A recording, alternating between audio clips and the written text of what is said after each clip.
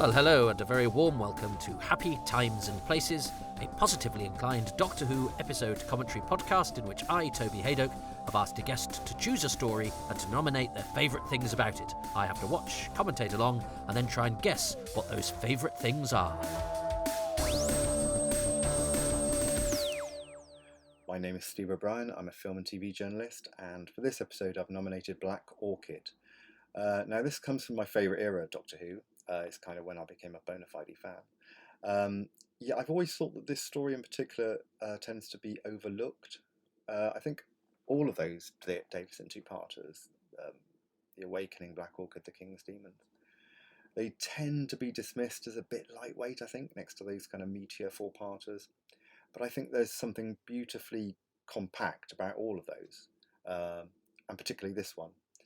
I think the reason I love it so much is the fact that it feels so confident in being so different. Of course, we all know it's the first purely historical story since the Highlanders, but of course we have to get to the end of the story for that to become clear.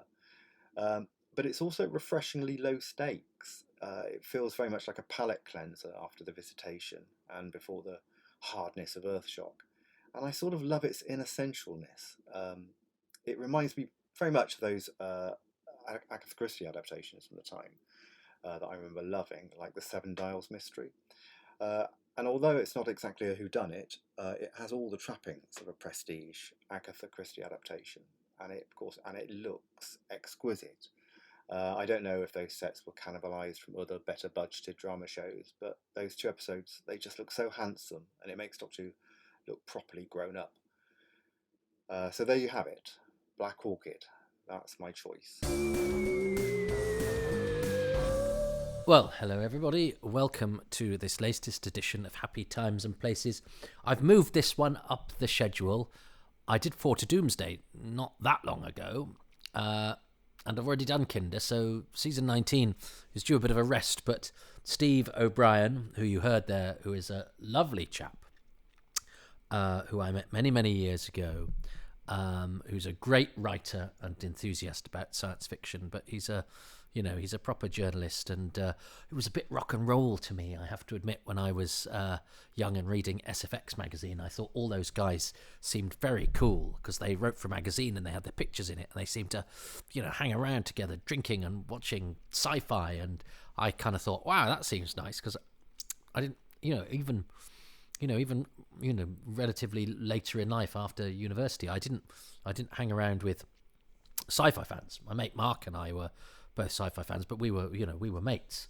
So I didn't have a sort of a wider social circle, and certainly not a professional one, like, as I say, SFX magazine seemed to be. And I remember when I then toured my show, my Doctor Who scarf, to Bath, I actually walked past Steve O'Brien in the street where he was looking quite cool. He's got spiky hair and he dresses in black, and I didn't dream to say hello, but I was like, oh, I know him. No, was it? No, maybe it was before that. I'd been in Bath. I do stand-up. I've done stand-up in Bath as well. I don't think it can have been, because I'd have said thank you, because I actually emailed him when I was taking the show to Edinburgh, with a picture and saying, can you do a preview? And he went, yeah, sure, cool. And it went straight in the magazine in the sort of news section. I thought that was lovely, because he didn't know me from Adam, and I just got his email address from the thing. So actually no, I must have seen him in Bath prior to that. I must have been in Bath for some other reason. I've been to Bath many a time. Lovely, lovely place. And then the whole of the SFX lot, on another occasion I was in Bath, and I did my Doctor Who scarf in Bath many, many times, more times than anywhere else, I think, because different venues kept inviting me. And the SFX lot came to see it, and Steve came round the side, and we sort of said hello, and it was like we already knew each other, even though we didn't. And we all went back to where I was staying, and had a right old time, and I've been in touch with Steve ever since, and I like him very much. But he agreed to do this. He's blessed me with his presence, and he's done an old series, Who, this one, and a new series, Who, but they're both ones from seasons that I've already done quite a lot of, so they're actually quite low down in my pecking order. But Steve keeps emailing me. We talk about other things. He goes, when are you going to do the thing? And he's just become a patron as well, so I feel very, very guilty, and I like Steve very much. So I've moved this up the schedule for Steve. Doesn't mean anybody else listening who's got one. I think there's another Steve Lyons did his, and Matt Even and a few other people did theirs ages ago, and are still waiting very patiently. Well, Steve has made me feel guilty, so I've pushed him up the order. So Black Orchid it is. Steve O'Brien is the guest. Thanks to Steve. Interesting. He says one of the great things about it is that it's inconsequential. He didn't quite say it like that. You heard what he said. I mean, I think there's a fair point to be made there. I actually think The Awakening is a properly good story. I've always felt with. I'm not sure how I felt about. I've always put it. I would probably always sandwich Black Orchid in the middle of the Davison two-parters. King's Demon sort of goes a bit belly up at the very end. It's a curious thing, this, that we're about to watch. So, whereas Bernard, my dog, is watching his own reflection in the French windows and doesn't seem to be entirely happy. Lie down, Bern, because Dad does go watch Doctor Who. Yeah. So, I'm going to watch Black Orchid. You going to watch Black Orchid with me, Bernard? Do you want to come here? Do you want to come over here? No? Do you want to come over here? No? He's sort of sitting in that sort of curious limbo between doing something. He's not going to relax like that. Right, Bernard, well, let's see if Black Orchid will put you to sleep. It's a funny old thing, Black Orchid. I'm not sure how we're going to get on with it, but let's find out. Let's go back to 1982. And so I'm going to press play in 3, 2, 1. And it's the blue. Oh, there we go. So that's very good. I'll let you into a little secret. We had a bit of a false start there, so I've done a rare thing. I've done an edit in Happy Times and Places. So I think now when I sort of approach this story, I think it seems quite odd having this Starfield title sequence over something that is purely historical. So that's the interesting thing about this. First of all, is that yes, as Steve said, this is the first historical. I remember where I was when I first watched this actually, and it was at somebody else's house. So we were at somebody else's house. Was it my friend Ollie's? But it definitely wasn't at home, and I think it was my friend Ollie's. And seeing by Terence Dudley. Now, I'd got lots of books by Terence Dicks, and I was young when this was on. I was 9. So I didn't necessarily soak in words as well as I would now, especially not names. And I think seeing Terence as the first name of the writer was strangely reassuring to me, because it was reminiscent of some of the names on the books in a way that Eric, as I thought it was, Saward, no, it's Saywood, and Christopher H. Bidmead were not. They weren't on any of my Target books. Now, I think this is quite cleverly done, because I think this is stock footage of a train, and is it Jim Morris, the guy who's the station master, and some smoke, and so he's not actually with a train there. It's just a bit of stock footage, but that's nicely melded together, and I do love the incongruity of the TARDIS anywhere, really. I mean, it's less incongruous there, because there would have been police boxes, wouldn't there, at that time? But not, on a train station, it still sticks out a little bit. I just love the TARDIS being on things. It's just such a great image. So yes, it's the fact that this exists is lovely within the great mosaic of Doctor Who that we have. But I have to say, if I'm in the mood for a slice of Doctor Who, I tend not to jump into Black Orchid, because, but isn't it fun that the beauty of Doctor Who, the beauty of the fact that the canon is so sprawling, is that I think I would be sadder if this didn't exist. It's not disposable. It's certainly not typical. It's certainly not the best example of Doctor Who ever.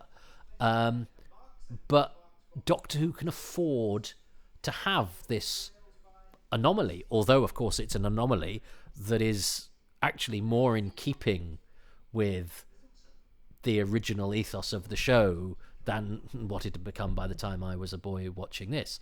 So the fact that they decided to, let's have a pure historical for once in this first season of the Fifth Doctor, you go, well, okay, you can sort of afford to do that because you've got whatever 20 odd episodes this season. You need to do something with the two-parter. This is Timothy Block, who now that's lovely. I think, by the way, because nothing terribly exciting has happened apart from a murder at the beginning. That's the they've used that clip of Nyssa in one of the flashback sequences, don't they? Anyway, her against the wall.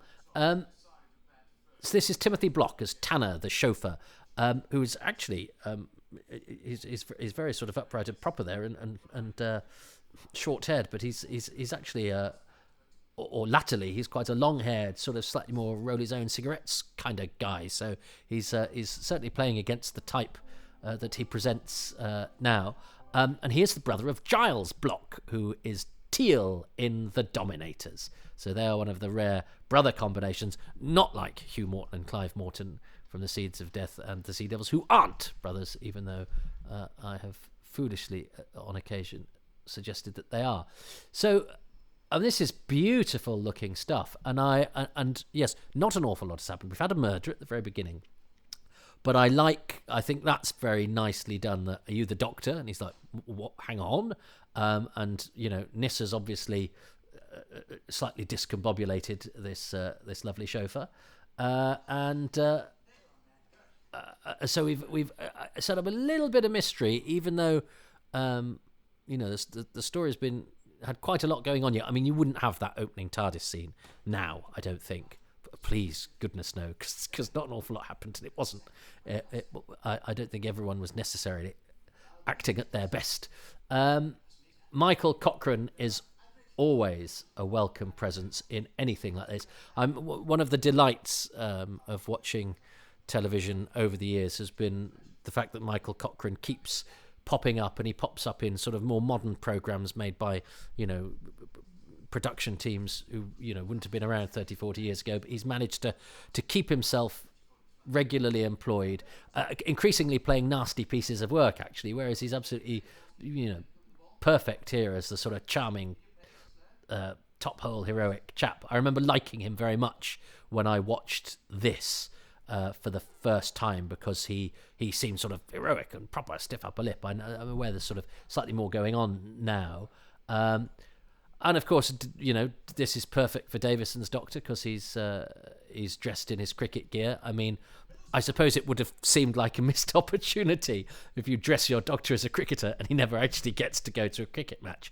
But and I like cricket. I love cricket, and I do like the idea of cricket being in Doctor Who. But I can't say I was wild about. Was I? I can't remember. Because it's not enough that I like. So I'm not like a modern youth where you have to go. It has to be everything I know and like. Otherwise, I feel like I can't identify with it. Whereas if there was stuff in Doctor Who that I sort of identified with, I felt it was sort of being sullied by my presence or whatever. So because I like cricket and played cricket, I'm not sure I was that wild about cricket being in Doctor Who. And partially because you're watching this and you're going, is this Doctor Who? I mean, this is so far. We're in the middle of a cricket match, but anyway, it's very nicely done. It looks lovely, and Doctor Who and cricket are two very British institutions with their idiosyncrasies. The fact that they appeal to some people who love them very much and absolutely baffle whole other sections of society. And of course the BBC does this sort of thing very well. These I love the way when she says the Empire of Truck and Barbara Murray looks away as if to go, I'm vaguely embarrassed because I don't really approve and it's slightly foreign. I think that's a beautiful thing. And when you have actors like Barbara Murray and the sublime, the exquisite Murray Watson, who I had the pleasure of meeting and exchanging letters with on several occasions, that they this thing is in their this sort of thing is in their DNA. So they give you that's where Davison bowls an extra middle stump as well. Very good. If there's a drinking game you can have now in this episode, and they're not always brilliantly captured by the cameraman, the blocking's something slightly awkward, but you can see what they're aiming for. Every time Nyssa and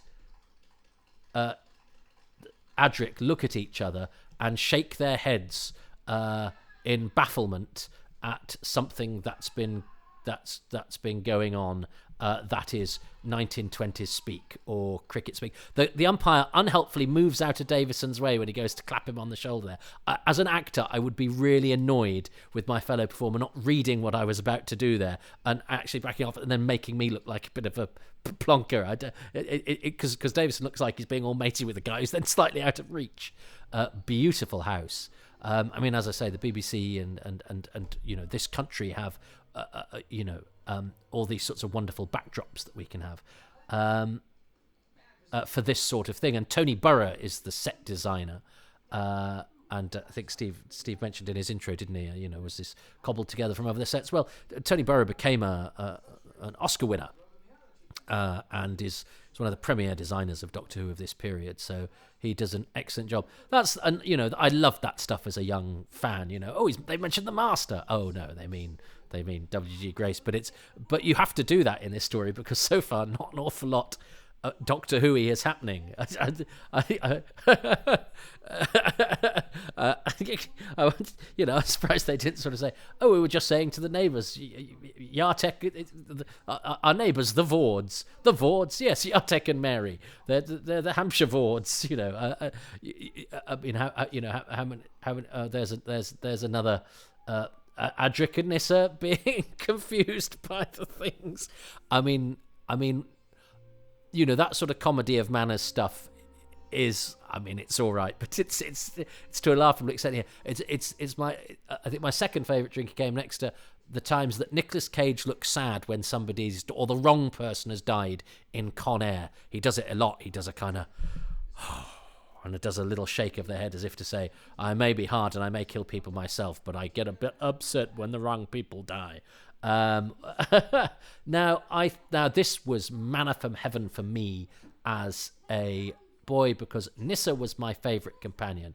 I really loved Sarah Sutton because she's very pretty, and I was 9, and and I loved her velvet costume as Nyssa. So I was in love with Sarah Sutton, and so to have two of them, and I think she does a very good job. She gives Anne a different vocalization. She's very good at this sort of period drama stuff. But this is a bit weird because, we have another comedy of manners where Nyssa wants a screwdriver, which is a vodka and orange, isn't it? And Lord Cranley goes, yeah, no, I don't think you can have one of those. You're a child, even though you're the spitting image of this woman who I'm about to get married to. So that means this woman's not old enough to have alcohol, but she is old enough for a Cranley boffing, and I'm not sure. And now we discover not only is Michael Cochrane about to get hitched to somebody underage. Prior to that, she was his brother's squeeze. So, I mean, what was from the cot? I mean, how long was this going on? And also, I mean, it's a pretty gnarled family tree, isn't it? So my brother, I mean, as we discover, the brother's upstairs in the room, but the brother's gone missing up the Amazon. So he decides to say, well, now, as he's gone up the Amazon, should we just get together then? I mean, I look almost exactly the same as him, so not make much difference, is it?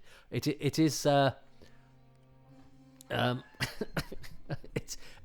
some of the sort of basic premise of the plot, it requires us to take an awful lot of things in our stride that, if you examine them just a little bit, make you go, "You." Now, I think some of if one wanted to be generous, and there's the joke of where they're from, name of a planet. Oh, is that somewhere foreign? So we've had a couple of the same jokes, but what actually I think this story does very well and subtly, and I think it's crept in, through osmosis thanks to the book, which goes into a lot more detail. That's a beautiful costume. They're all beautiful costumes. Of all of this proper 1920s country house manners, politeness, decency actually hides a murky underneath that is a lot more morally ambiguous. So you could say that the fact that Michael Cochrane has locked his brother upstairs and is now intending to get hitched to his girlfriend is all about the dodgy standards of the time. But I'm not sure. I think that's me being quite generous to Terence Dudley. So has she? Yeah, no. That's what I was going to say, because when I was thinking about this, I was thinking, later on it's a plot point that there's only one of the Doctor's costume, but she happens to have two of Nyssa's, just in case her double turns up and they need to play a trick. But I think within that, the way that scene was played, it could be they've got lots of money. They've phoned the costume place and said, my mummy says she'll never shop at your costume place again unless you send us another one of those, and they've expedited it because it's the posh Cramley family. So I was going to criticise that, but I actually think that could be okay, or even that they'd got a couple of examples of it because different people might try it on. No, so that's okay. I like the Doctor's dressing gown. He's got a very smooth chest, hasn't he, Peter Davison? And now I think the Doctor spends the entire episode in these sort of tunnels, and I have to say, you wouldn't want a better actor to be sort of stuck with keeping this stuff interesting. He's so good, Davison. He sort of burns through the screen with, he never lets his performance drop, if you like. Now, that doesn't mean he's acting or he's over the top. It just means that he keeps it interesting. And now George Cranley's decided to steal his costume, I love this. This is where Brewster is showing Lady Cranley the fish.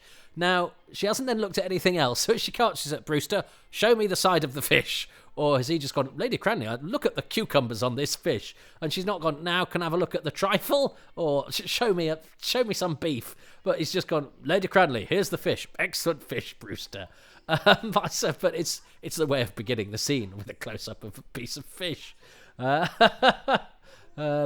this outside stuff all looks gorgeous. The costumes are absolutely magnificent. I saw a funny thing on Twitter actually a couple of days ago where somebody put, in BBC programs where normal people go to fancy dress, the fancy dress, the period costumes they have are always amazing because they're from the sort of BBC store cupboard, or they're from that's lovely, Sir Robert Newer with his it's a hoot. Oh yes, I love all of that, and he's so charming, Murray Watson, and I like the rapport that he has with Janet Fielding. It's rather lovely, and all this is brilliant. All this stuff looks great, and this is a really good sort of piece of lighting. And I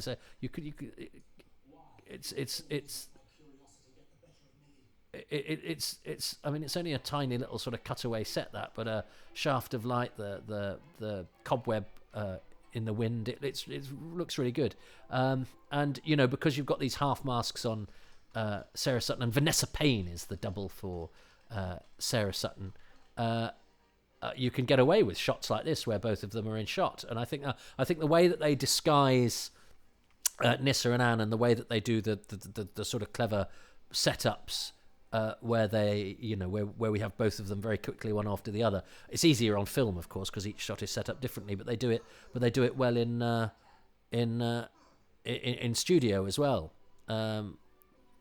Yeah, I do like these two. I do. I think you could tell that Janet Fielding likes acting with Murray Watson, and you couldn't not. He was such a nice and charming fellow. I had a lovely letter from him many years ago, and we wrote back. He wrote back a couple of times, and he said some lovely things. He was so delightful. and I'd had a bit of a knockback about something, and I just sort of shared that as part of a sentence in my thank you, saying, "Oh, I'm, anyway, and he actually took the trouble to write back and say, he actually said what he said was, "You are either an eccentric or a fanatic, but either way, more power to your elbow." Oh, that's Fernand Monast, that dancer. He's the scientist who gets shot in the bit I like in The Two Doctors. Anyway, he said, yeah, Murray Watson said, "You're either an eccentric or a fanatic, but more power to your elbow. The world would be poorer without such people." And I just thought that was such a lovely thing to write to me, and which was very, very kind of him. And I got in touch with him again many years later, when I picked up again on my Quatermass book. And I actually went to his house and spoke to him in his house in Barnes. And he was a charming, charming man. And I spent a morning in his kitchen, and I showed him a picture of Black Orchid. He couldn't remember a thing about it. I did like him.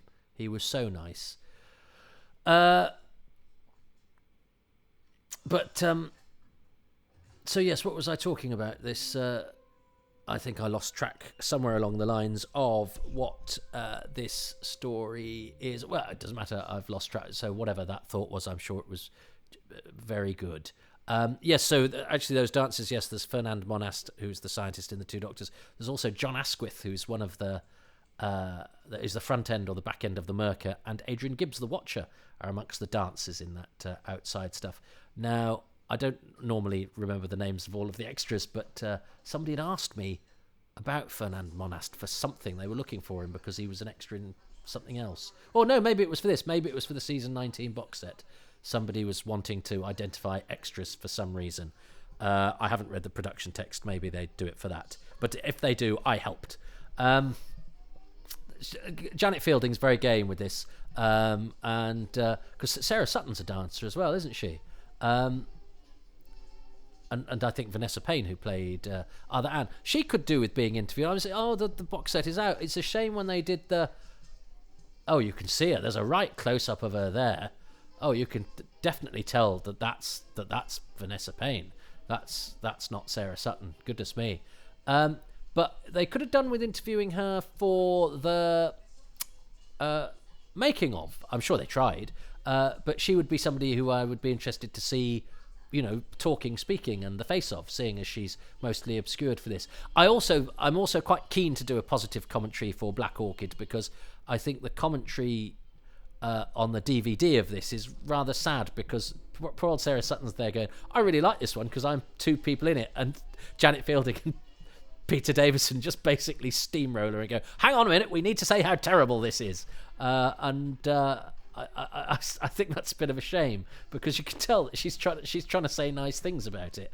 I love the way, I like the way that the poor old shambling, dribbling George Cranley suddenly becomes this very well, yes, I know how to deport myself like a dancer. I'll do a bit of dancing. I'll do the formal thing. And it's only when he then has to come back inside that he starts going, my name is George Cranley. Oh, yeah, I mean, he doesn't do that. That's my, you know what that was. But yeah, he starts doing the sort of dribbling, rasping thing that he doesn't do remotely whilst he's dancing like an expert outside. That's one of the things where I think, for all this story has great economy, it also has very broad brushstrokes that I think it, struggles to get away with, if I'm honest. It makes up for it with the excellent production values, superb cast, the fact that it has this charm of being, yes, this sort of historical interlude, but in terms of the actual storytelling of it, I think Terence Dudley takes some hellish blooming liberties. I would have been interested if they'd also not done a radiophonic score. I think it would have been really novel to have actually gone, let's just have it with contemporary instruments. I don't know if that it's all because it is a bit of a slightly science fiction-y score, and I think Doctor Who, the advantage that Doctor Who has over other programs is that it can. Certainly then, you can go from one style of incidental music, one story, to a completely different style the next, particularly prior to John Nathan Turner going back to the Radiophonic Workshop, which he did the season before this. If this had been certainly the first three Doctors, the music could be unrecognisable from one story to the next, and would have been bold, I think, to go let's have a non-electronic score for this one. I love that costume that I presume this is Gareth Milne currently wears, but Davison wears as the Doctor's fancy dress. I think it's a really fantastic design, and it's one of those things that's sort of both beautiful, but also it's got a slight Michael Myers thing about it. It's got the sort of the impassivity, but it's also got the sort of Robots of Deathy thing, is that it's quite beautiful to look at, but the impassiveness makes it unpleasant. Now you couldn't. I don't think you'd do it today, where a female character sort of gets you into or out of a scene by fainting. As the only women would do that sort of thing on telly in those days, and I think I don't think you could do that now, and quite rightly so. But it's amazing what a trope it was. All right, Bernard, you can go outside in a minute. Bernard wants to go out the back. He wants to go and have a little run down into the bottom of the garden. Maybe he's seen a cat. But he will have to wait, because I have to choose my favourite thing from Ahmed Khalil. I need to talk about him as well. The unknown is Gareth Milne. Well, I mean, it's not that much of a mystery who the guy upstairs is, because otherwise you'd have just put Jim the Shambler or whatever, because you have to hide his identity. Well, there's only one person who's sort of been referred. Oh, unless it was Smutty Thomas, I suppose. That's why he couldn't come to the cricket. Smutty Thomas, one of the great unseen characters of Doctor Who. So, Tony Burrett, excellent designer. Right, let us choose what is going to be... All right, Bernard, give me a couple of minutes, mate. What is going to be our favourite thing about Black Orchid Part 1? I think it's got to be... I do like the cricket match. All I said about my self-loathing. I like the fact there's a cricket match in Doctor Who. I actually think it's quite fun. But you see, you've always got that on. But what would the casual viewer think of having a cricket? Never mind that self-loathing Magoo. If you enjoy watching a cricket match in Doctor Who, enjoy watching a cricket match in Doctor Who. And I do, even though that umpire annoys me. And Davison's obviously having... Although Davison has said in interviews, hasn't he, that he's not actually a great fan of cricket. But I totally buy that his Doctor is really in his element and really enjoying that, and that's quite fun, and it makes a bit of sense of the fact that he's dressed as a cricketer, which I don't think is a great thing about this era, is that the Doctor has a costume associated with one particular sport. I've done a whole podcast about cricket in Doctor Who. Have a listen to that. But we are excited, although it is a beautiful costume, and it's a fantastic costume. Love the trousers and the look, but it's the jumper. It just ties it to cricket and nothing else. Anyway, so I like the cricket. I love the cast. I think the film work is all very good. I think the costumes are amazing. But I think what really works, they do it very well and subtly. I love the fact that there's two Nyssas, there's two Sarah Suttons, because as I say, I was in love with Sarah Sutton, and I think they aren't too self-conscious about it, but they very cleverly integrate the two Nyssas, and Nyssa and Anne, and it's actually rather well done, especially as in the studio that would have been a bit of a pain. So yeah, Nyssa, the two Sarah Suttons, and the way that they are orchestrated into the drama, and I'm going to find out what Steve thinks after I've let Bernard out. Oh, come on then, Bernard. So, episode 1. Now, I thought about singling out the set design, but that's a bit generic. So I'm going to go for the scenes where we see the Fifth Doctor playing cricket. I love the fact that this Doctor, who's sort of gussied up like some 20th century cricketer, and then, oh look, he ends up at an early 20th century cricket game. I mean, what are the odds? But I just love the look. I love the fact that Davison just looks so happy in these scenes. And sometimes it genuinely looks like Ron Jones is filming Peter Davison playing cricket. and that's Davison's ecstatic reactions, not the Doctor's. So that's my favourite moment from episode 1. Yes, well, I said that, didn't I? But I then didn't choose. Didn't choose it. I actually think we say it looks like it's Davison enjoying himself, but as I say, Davison has gone on record saying he's not actually that bothered about cricket. So I think because we've got those pictures of Davison at charity cricket matches and stuff, I think we think it's Davison having a good time. But I think that's because Davison is such a damn good actor that we think, oh, well, that's just real. Well, no, it's real because Davison is so good. I think Davison is underrated as a character actor. I don't think he's, yes, he works all the time as an actor. And I think, he has a good career and is highly thought of within and without the profession as an actor, as a leading man. But I think he's a really good character player too, and I think he's more than he appears. A lot of good leading actors are very much what they appear, and that's it, and they do a particular thing very well. I think there's much more to Davison than his sort of pleasant, open leading man face sometimes leads us to believe. I think he's quite deceptive. I essentially chose it, except I then said something else. So I've discussed all the things that I agree with Steve there, really. I don't know why I said when I was watching it I wasn't particularly happy with cricket being in Doctor Who. I don't know if that's not a false memory. I certainly like cricket.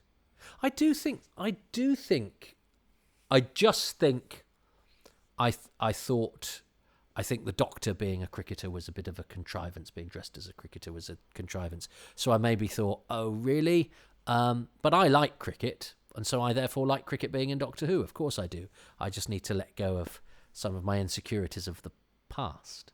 Ha ha ha ha. Yeah, it's a funny old thing, Black Orchid, isn't it? But that was jolly. Plenty there to enjoy. Enjoyed it more than I thought I would. I think it's partially because I was talking over some of because I do remember that some of the performances in the opening TARDIS scene. As I say, we're not some of our best loved characters and actors at their best, and I think there are some steaming old plot liberties taken by Terence Dudley and some dubious setups, but there was plenty there to enjoy, and it's a wonderful production. Well done, Ron Jones. Well, it's got wonderful production values, so maybe well done, Tony Burrow, and is it Rosalind Ebbott who did the costumes? And it's the BBC.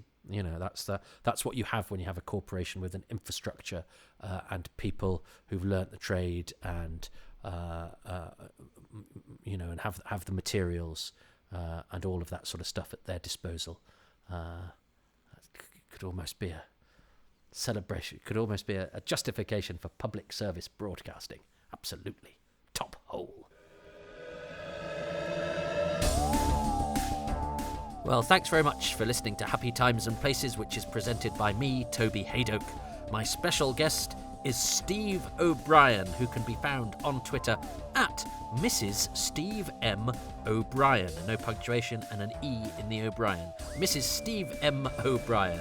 I would like to thank Steve and also all the members of the Patreon Hunt, who include Ruben Herfindahl, Stephen Moffat, Peter Burns, Chris Phone, Peter Harness, Ronald Hayden, Rob Leonard, Christopher Meredith, Richard Straw, Neil Tate, Nick Tedston, Neil Little, Pete Lack, Hendrik Korzeniowski, Andy Kitching, Matthew Kilburn, William Keith, Judith Jackson, Christopher Joyce, Jessica Jones, Robert Jewell, Paul Ingerson, Darren Howard, Matthew Hooliston, Simon Hodges, Stephen Hill, Legion Henderson, Paul Hayes, Ronald Hayden, Duncan Harvey, Steve Hatcher, Susan Harrison, and Hammer House of Podcast. The music is by Dave Gates, the artwork, Dylan Patterson.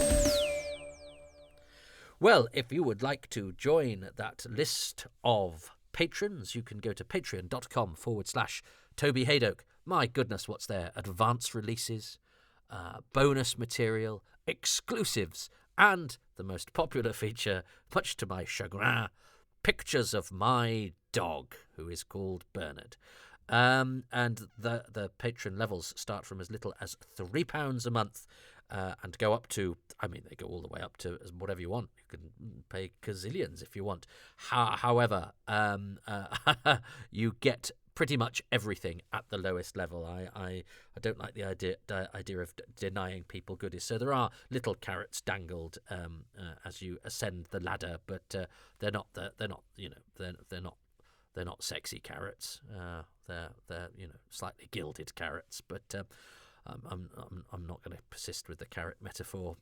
However you like your carrots, however you like them onions, you get the onions at £3 a month. Yes, so do that. But if you can't do that, you can go to Ko-fi.com. If you prefer coffee to onions, this is running away. I'm not enjoying this one, but I'm just going to do it. Sometimes it just flows. Sometimes it's just a word salad.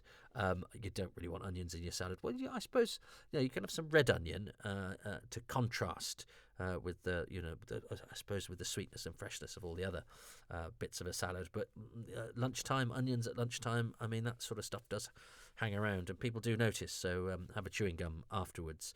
And you probably need that after coffee as well, which is what I'm laboriously trying to get to. Ko-fi.com/Toby Haydock, where you're not, unlike Patreon, you are not obliged to contribute every month. You can just do a one-off drive-by donation if you think that I need rewarding for some fairly substandard improvisation and the sort of torrent of nonsense that you're currently suffering. Apologies for that. I've got a sneaking suspicion this particular appeal to financially support the endeavours of T. Haydock Esquire will probably not be my most successful. But do you know what? It would be boring if I was brilliant all of the even some of the ever.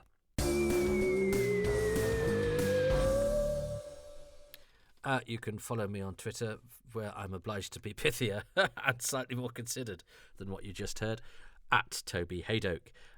Please do go to iTunes or Podbean or wherever you get your podcasts and give these 5 stars. 5 stars really helps to separate this from the very crowded Doctor Who podcast sphere, and it's crowded with some excellent quality products. So 5 stars and a couple of lines of review would be really helpful. And please tell your friends all over the world about Toby Haydock's time travels. I'd be most grateful.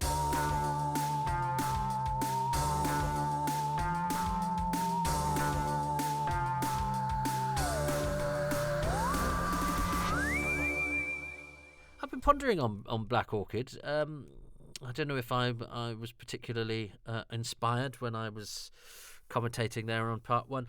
It's interesting, isn't it, that the most interesting things or the most novel things, most enjoyable things about Black Orchid are not the traditional things you would enjoy about a Doctor Who adventure. You know, the plot, the story. I mean, of course, they're not. There are some stories that have very little plot and are exercises in very noticeable direction. I think most people go to Earthshock for the atmosphere and for the pace than they do for the story.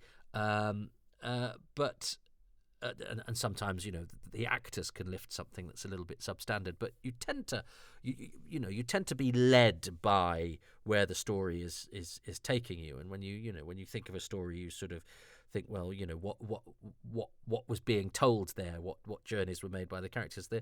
But actually, with Black Orchid, it's curious that I still enjoyed watching it, but actually I enjoyed the cricket match. I thought that was fun. I enjoy all the sort of period stuff, and the story itself is quite disposable, which is actually not necessarily a bad thing. A piece of television doesn't have to be enjoyable because of one key aspect. If you're, it's distraction, isn't it? I've watched some stand-ups who've got not much material to speak of, but they're so watchable because they're charming or interesting. It's trickery, isn't it? And I suppose that's the sort of alchemy of television, is that story could do complete with a Doctor Who story in particular. Does not need a cricket match. And in fact, some Doctor Who stories would not benefit from having a cricket match. But actually, Black Orchid does, because it's, for some bizarre reason, actually it charms you more and is more interesting than the story being told. I think that's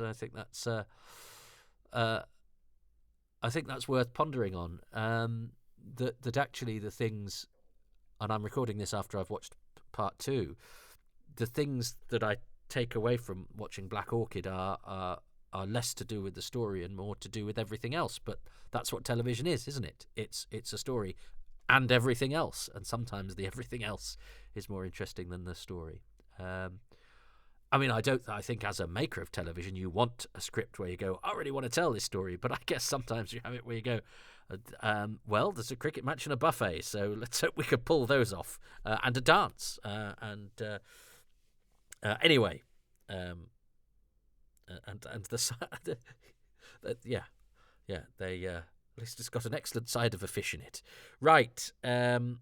Let's. I don't know if that's in part 2. As I say, I'm recording this after I've watched part 2, so I might have just done a callback to an observation I haven't made yet. But we will call that wibbly wobbly and timey-wimey, because that's another thing that can distract from. Well, let's not get into that. Right, goodbye.